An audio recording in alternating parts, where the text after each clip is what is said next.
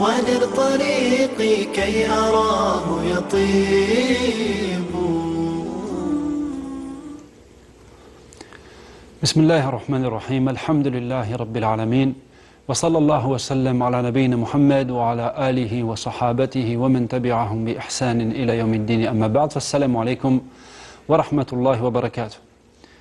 Dans le cours précédent, nous avions commencé l'explication d'une réponse donnée par Ibn Taymiyyah à une question qui lui avait été posée par quelqu'un qui était dans le désarroi. Dans le désarroi, dans la détresse, dans la souffrance, à cause de péché, à cause d'un mal duquel il n'arrive pas à se défaire. Et il cherchait la solution. Quelle est cette solution? Quelle est cette solution pour devenir quelqu'un de bon, quelqu'un qui agit, quelqu'un qui arrête d'être dominé par le mal et par les péchés? Et le cheikh lui a donné une réponse très courte. Hier, on avait commencé à expliquer cette réponse et aujourd'hui, nous allons continuer. Mais avant cela, je vais répéter la lecture de la question et de la réponse de manière à ce que ce soit clair pour ceux qui ne nous ont pas suivis hier. Donc la question qui a été posée à Cheikh al-Islam Ibn Taymiyyah rahimahullah: quel est le remède de celui que le mal maîtrise et quelle ruse possède celui que la folie domine? Et que doit faire celui qui succombe à la paresse? Et quelle est la voie qui mène à la réussite? Et comment celui qui est attaqué par le désarroi peut-il échapper à cela? Quand il veut se rapprocher d'Allah, sa passion l'en empêche. Et quand il désire se rappeler, il se perd dans ses pensées. Et quand il veut agir, il est vaincu par l'échec. Ensuite, on avait dit que la personne a cité quelques vers de poésie qui n'ont pas été traduits. Et la réponse du cheikh, rahimahullah, son remède est de chercher refuge auprès d'Allah le Très-Haut et d'implorer Allah subhanahu en permanence et d'invoquer. Il apprend les invocations rapportées et il cherche à invoquer dans les moments où on espère le plus être exaucé, tels que la fin de la nuit, les moments de l'adhan et de l'iqama, pendant sa prosternation et à la fin des prières. Et il rajoute à cela l'habitude de demander pardon à Allah. Car celui qui demande pardon à Allah et qui ensuite revient vers lui repentant, il lui accorde une belle jouissance jusqu'à un terme fixé. Et qu'il prenne une partie des invocations que l'on récite aux extrémités du jour et au moment de dormir, et qu'il les récite quotidiennement. Et qu'il endure les obstacles et les déviations qui se présentent à lui, car Allah l'aidera rapidement de son secours et prescrira la foi dans son cœur. Et qu'il soit profondément attaché au fait d'accomplir au mieux les 5 prières obligatoires intérieurement et extérieurement. En effet, la prière est le pilier sur lequel tient la religion. Et qu'il dise beaucoup « La hawla wa la quwwata illa billahi al-ali al-azim » car à l'aide de cette parole, il portera les fardeaux, traversera les dangers et atteindra un haut statut. Et qu'il ne se lasse pas d'invoquer et de demander, car le serviteur est exaucé tant qu'il ne se hâte pas en disant « J'ai invoqué, mais on ne m'a pas exaucé ». Et qu'il sache que la victoire vient avec la patience, que la délivrance suit l'affliction, que la facilité vient après la difficulté et que nul n'a obtenu un bien immense, ni prophète, ni quelqu'un d'inférieur, sans faire preuve d'endurance et louange à Allah, Seigneur de toute la création. Voilà, c'est la réponse du cheikh. Comme on a dit hier, une réponse très courte, très concise, qui ne contient aucune preuve, non pas parce qu'elle n'est pas basée sur le Coran et la Sunna, bien au contraire. On a vu hier que chaque phrase qu'il y a dans cette réponse est basée sur le Coran et la Sunna, mais le cheikh a voulu donner à la personne qui pose la question des choses simples. Parce qu'une personne qui est dans l'état de la personne qui a posé la question, qui est en train de couler dans son dîn, qui n'arrive pas à relever la tête de l'eau, elle a besoin de choses simples, elle a besoin d'une chose simple à laquelle s'accrocher. Et le cheikh lui a donné la solution. En commençant par dire « Implore Allah, tourne-toi vers Allah. Tourne-toi vers Allah. » Et je répète cette chose-là parce que c'est vraiment la chose la plus importante, wallahu a'lam, qui a été dite dans cette réponse. La solution est auprès d'Allah. pas comme nous aujourd'hui où quelqu'un vient nous voir et nous dit j'ai des problèmes. On lui dit va voir l'imam, va voir un psy, va voir je sais pas quoi, va voir je sais pas qui. Non, non, c'est pas comme ça qu'il faut qu'on fasse. Quelqu'un qui vient te voir et qui te dit, qui nous fait part de ce genre de problème-là, et que Allah qui peut les résoudre, ces problèmes-là. Le cœur, c'est Allah qui le contrôle. Et que Allah qui guide les cœurs. Celui qu'Allah guide, nul ne peut l'égarer. Celui qu'Allah égare, nul ne peut le guider. Cette personne-là, elle est en train de se noyer. Donc on lui dit, invoque Allah, tourne-toi vers Allah, applique cette unicité pour laquelle tu as été créé, tourne-toi vers ton Seigneur, invoque-le. Et invoque-le en ayant conscience de la détresse dans laquelle tu es. Invoque-le, parle-lui, dis-lui ce que tu ressens, dis-lui. Fais-lui part de cette détresse, de cette difficulté, de ce mal qui est en toi. Allah sait. Allah est omnipotent. Allah est omniscient. Allah sait parfaitement ce que tu as en toi comme difficulté. Allah peut t'en sortir plus rapidement qu'en un clin d'œil. Fais-lui part de tes difficultés. On avait rappelé une parole de Hudhayfa radiyallahu anhu, dans laquelle ce compagnon avait dit: vous allez connaître une époque où le seul qui s'en sortira sera celui qui invoque avec autant de détresse qu'un homme qui est en train de se noyer. Là, on y est. Donc une personne qui est dans cette situation-là, telle que la personne qui a posé la question, elle est dans cet état. Il faut qu'elle invoque en ayant conscience de cette détresse dans laquelle elle est. Et Allah nous dit dans le Coran, Amman yujibul muttarra idha da'ah. Le meilleur, c'est plutôt celui qui répond à la personne en détresse quand elle l'invoque. Wa yakshifu as-su', et qui fait disparaître le malheur. Donc, ça c'était un élément de réponse qu'on a déjà expliqué hier, mais que je répète parce que c'est la chose principale et la plus importante qui a été citée dans cette réponse. Se tourner vers Allah. La solution ne viendra que d'Allah. Le secours ne viendra que d'Allah. Et donc on s'était arrêté plutôt à la parole du shir, et qu'il soit profondément attaché au fait d'accomplir au mieux les 5 prières obligatoires intérieurement et extérieurement. En effet, la prière est la chose qui permet à la religion de tenir debout. Naam. Donc là, encore une fois, quand il nous dit que la prière est la chose qui permet à la religion de tenir debout, c'est conforme, sa parole, elle fait référence à un hadith du prophète Mohammed sallallahu alayhi wa sallam, qui a été rapporté par Ahmed et d'autres, d'après Mu'adh ibn Jabal radiyallahu anhu, dans lequel le prophète Mohammed sallallahu alayhi wa sallam nous dit wa amuduhu as-salah. Wa amuduhu as-salah. Autrement dit, c'est la chose sur laquelle, ou qui permet à la religion de tenir debout, c'est la prière. C'est un peu comme si tu veux le pilier qu'il y a au milieu de la tente. Tu vois, il y a une tente et au milieu il y a un pilier. Si tu enlèves ce pilier, la tente tombe. Bah, la prière, c'est ce pilier qu'il y a au milieu de la tente. Donc, la personne, après s'être tournée vers Allah, après ou en continuant parallèlement au fait de demander beaucoup à Allah, de demander beaucoup pardon à Allah, de demander l'aide d'Allah, de faire des adhkar, elle s'attache à sa prière. Elle s'attache à la prière, au 2e pilier de l'islam. Être profondément attaché au fait d'accomplir au mieux les 5 prières obligatoires. Là, le cheikh, il n'est pas en train de lui dire « et n'oublie pas de faire la prière toute la nuit, tout le temps, toute ta vie ». Non, non, il lui donne des choses simples. Tu es un musulman, tu vas devoir faire salat. D'accord? Mais fais-les bien. Fais-les bien, correctement. Tu les fais à l'heure. Si tu es un homme, tu les fais à la mosquée. Tu les fais depuis le début de la prière. Tu fais tout ce que tu peux pour être à la mosquée depuis Takbirat al-Ihram. On demande à Allah qu'il nous facilite. Et pour que quand tu sois dans ta prière, tu sois présent intérieurement. On demande à Allah aussi qu'il nous donne cette capacité d'être concentré dans la prière.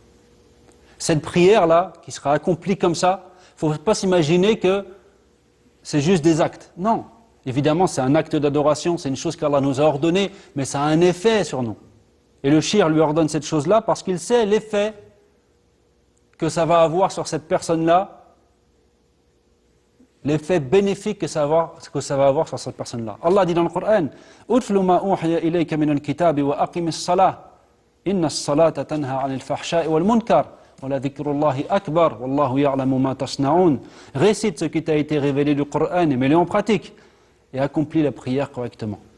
Certes, la prière préserve de la turpitude et du blâmable et le rappel d'Allah est certes ce qu'il y a de plus grand et de meilleur ici-bas. Et Allah sait parfaitement tout ce que vous faites. Donc la personne qui va appliquer ou qui va prier correctement à l'heure, à la mosquée pour les hommes, depuis le début de la prière, qui va donner un soin à cette prière, qui va essayer d'être concentré à cette prière, qui va avoir un lien avec Allah, 5 fois par jour, elle va faire cette prière en demandant « Ya Rabbi, guide-moi dans le droit chemin », ça va avoir un effet sur cette personne-là. Ça va éloigner cette personne-là par la permission d'Allah du mal. Et c'est ce dont a besoin une personne qui est dans la même situation que la personne qui a posé la question. Et le cheikh nous dit ensuite, et qu'il endure les obstacles et les déviations qui se présentent à lui, car Allah l'aidera rapidement de son secours et prescrira la foi dans son cœur. Donc là, le cheikh lui ordonne de patienter. Encore une fois, ce n'est pas quelque chose qu'il sorte de sa tête. Allah nous dit dans le Coran, Wallahu ma'as sabirin. Et Allah est avec les endurants. Il est avec les endurants. Qu'est-ce que ça signifie? Ça signifie qu'il est avec eux, il les aide. Il les secourt. Il leur facilite. Il est avec eux. Donc il les aide. Il leur facilite. Il les fait réussir. Donc il l'incite à patienter. Et on remarque ici que le shir, dans la phrase d'avant, il l'incite à s'accrocher fortement à la prière, et ici, il l'incite à faire preuve d'endurance. Encore une fois, c'est conforme à ce qu'il y a dans le Coran. Ya ayyuhalladhina amanu, ista'inu bis-sabri was-salah. Inna Allaha ma'as sabirin. Ô les croyants, cherchez secours dans l'endurance et la salat, car Allah est avec les endurants, ou avec ceux qui sont endurants. Naam. Donc la personne qui est dans cette situation-là, elle va devoir se tourner vers Allah, demander beaucoup à Allah, demander pardon à Allah, s'accrocher au fait de faire la prière. Et pour une personne qui fait mal la prière, d'ailleurs on n'a pas cité cette chose-là, pour une personne qui fait mal la prière, faut pas que tu te dises, je vais pas y arriver, t'inquiète pas, Yahri. Si tu fais des efforts pour revenir vers Allah, si tu fais des efforts pour que cette prière, tu la fasses comme il faut, Allah il va t'aider. Allah va t'aider. Améliore les choses. Bi'idhnillah, tu peux faire. Non. Il faut faire preuve d'endurance. Parce que cette route, qui est la route de l'amélioration, la route de la purification, ça va forcément être une route dans laquelle on va rencontrer des difficultés, parce que c'est la voie du paradis. C'est le chemin du paradis. La route qu'on emprunte pour être purifié, pour être meilleur, c'est la voie du paradis. C'est la voie qui mène au paradis. Et le prophète Mohammed sallallahu alayhi wa sallam nous a dit, dans un hadith authentique, « Huffat il-jannatu bil-makari, wa huffat il-nar bil-shahawat » Le paradis a été entouré par les difficultés. Et l'enfer a été entouré par les passions interdites. Ensuite, le cheikh nous dit qu'ils disent beaucoup La hawla wa la quwwata illa billahi al-ali al-azim. Non. Car à l'aide de cette parole, il portera les fardeaux, traversera les dangers et atteindra un haut statut. Donc, cette parole, en général, elle est traduite par Il n'y a de force ni de puissance qu'en Allah. Mais si on regarde les paroles des savants, on peut traduire d'une manière un petit peu plus développée, mais qui fait comprendre un petit peu mieux le sens. On pourrait traduire ça en disant il n'y a pas de changement d'un état à un autre, ni de force pour pouvoir faire ce changement que par Allah. il n'y a pas de changement d'un état à un autre, ni de force pour faire ce changement que par Allah.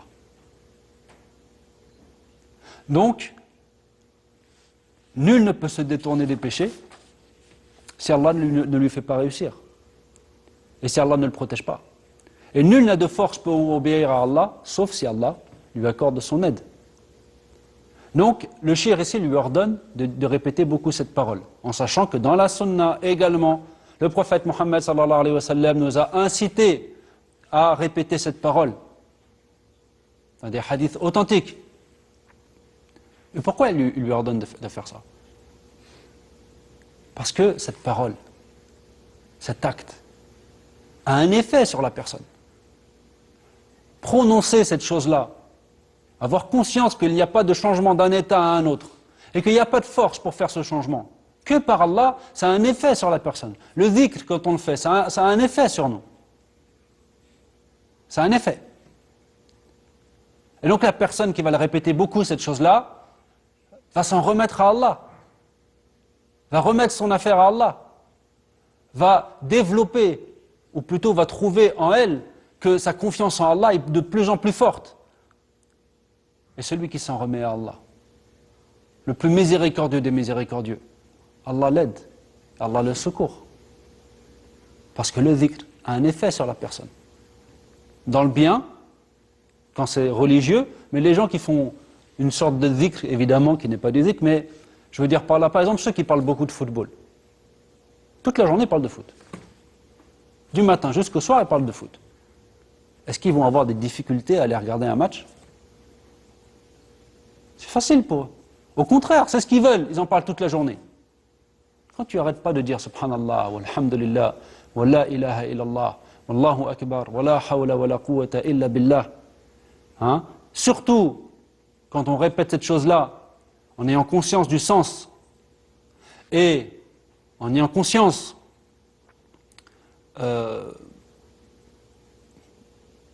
et en disant cette chose-là avec la langue et le cœur, eh bien quand on fait ces choses-là, ça a un effet sur nous. On est plus disposé, bi'idhnillah, on adore Allah plus facilement. Bi'idhnillah, on s'en remet plus à Allah.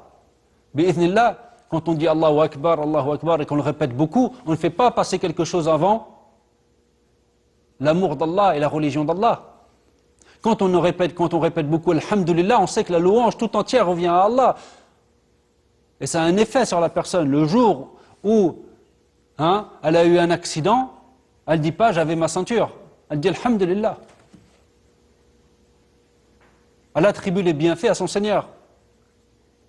Le dhikr a un effet sur la personne. C'est pour ça que le shir l'a orienté vers ça. Et vers ce dhikr en particulier, pour que la personne ait conscience que tu ne pourras pas changer. Tu ne pourras absolument pas changer. Sauf et uniquement sauf.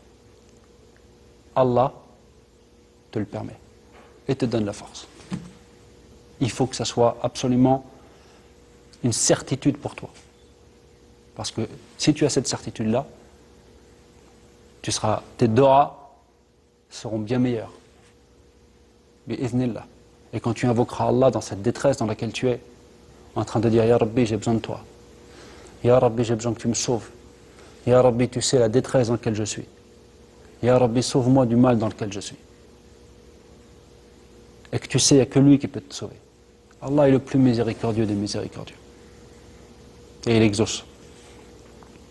Et enfin, le cheikh nous dit et qu'il ne se lasse pas d'invoquer et de demander, car le serviteur est exaucé tant qu'il ne se hâte pas en disant j'ai invoqué, mais on ne m'a pas exaucé. Naam. Encore une fois, il revient à l'invocation. Parce que l'invocation est la chose la plus importante. Se tourner vers Allah. Le secours viendra d'Allah. Et quand il dit qu'il ne se hâte pas en disant j'ai invoqué mais on ne m'a pas exaucé, il fait aussi référence à un hadith authentique, notamment rapporté par le Bukhari, où le prophète Mohammed sallallahu alayhi wa sallam nous explique justement qu'on est exaucé tant qu'on ne dit pas j'ai invoqué mais on ne m'a pas exaucé. Évidemment, ce hadith, je ne l'ai pas cité ici, car il y a besoin peut-être de plus d'explications. Tout ce qui a attrait à l'invocation et tout, peut-être qu'on réservera ça pour un cours.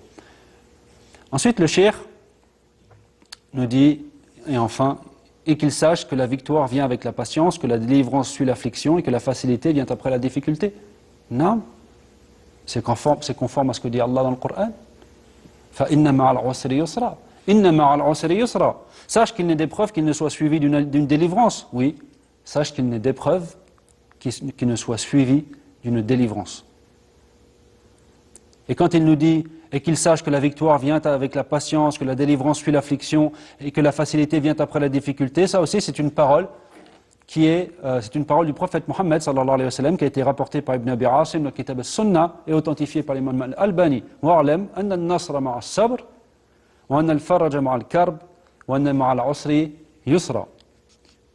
Et enfin, il termine en disant, nul n'a obtenu un bien immense, ni prophète, ni quelqu'un d'inférieur, sans faire preuve d'endurance. Et louange à Allah, Seigneur de toutes les créations. Non. Celui qui veut être pieux va devoir lutter contre son âme. Celui qui veut la science va devoir faire preuve d'endurance. Celui qui veut aller au paradis va devoir faire preuve d'endurance. Allah dit dans le Coran, Am hasibtum an tadkhulul jannata wa lamma ya'tikum mathalul ladhina khalaw min qablikum massatuhum al-ba'sa wad-dharra wa zulzilu hatta yaqula ar-rasul wal ladhina amanu ma'ahu mata nasrullah ala inna nasrallahi qarib. Pensez-vous entrer au paradis sans avoir été éprouvés comme l'ont été vos devanciers? Ils furent touchés par la misère et les souffrances et durement ébranlés, au point que les messagers et leurs compagnons se sont demandé « Quand donc viendra le secours d'Allah ?» Sachez que le secours d'Allah est tout proche. Voilà la réponse que le cheikh a donnée.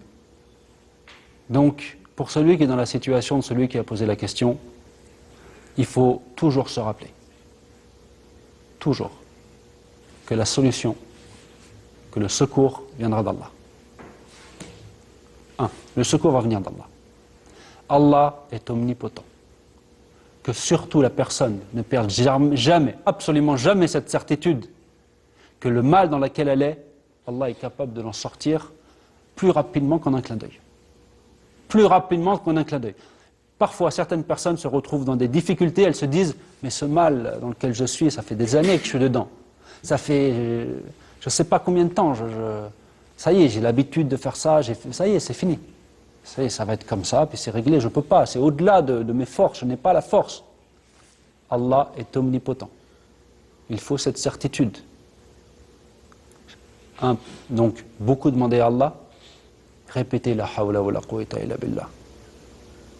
Avec la langue et avec le cœur. Que ça soit, qu'on comprenne ce qu'on dit au moment où on le dit. Bien comprendre que ce changement peut venir à n'importe quel moment par la permission d'Allah. Et on remarque évidemment que le cheikh s'est basé sur le Coran et la Sunna pour donner sa réponse. Donc, le Coran et la Sunna, c'est le guide. C'est le guide des ténèbres vers la lumière. Ça permet d'être protégé des fitanes ou d'en sortir par la permission d'Allah. On demande à Allah qu'il permette à tous les musulmans éprouvés et qui ressemblent à celui qui a posé cette question, de sortir du mal dans lequel ils sont, d'être raffermés dans la religion et de suivre le droit chemin jusqu'à la fin et de bien mourir et d'entrer au paradis et d'être sauvé de l'enfer et du supplice de la tombe. هذا والله أعلم وصلى الله وسلم على نبينا محمد والسلام عليكم ورحمة الله وبركاته.